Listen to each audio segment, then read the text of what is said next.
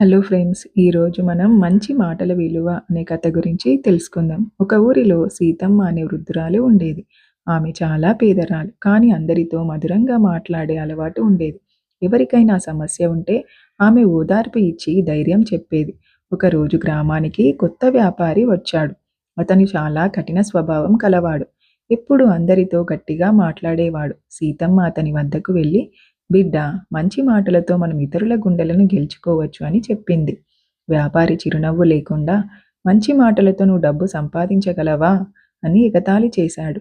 కొన్ని రోజుల తర్వాత వ్యాపారి అనారోగ్యానికి గురయ్యాడు. గ్రామంలో ఎవరూ అతనితో మాట్లాడాలనుకోలేదు.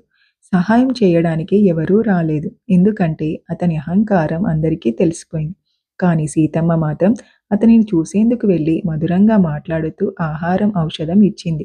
వ్యాపారి కన్నీళ్లతో, మీరు నా పట్ల చేసిన మంచిని నేనెప్పటికీ మర్చిపోలేను. ఇప్పుడు నాకు మంచి మాటల విలువ తెలిసింది అన్నాడు.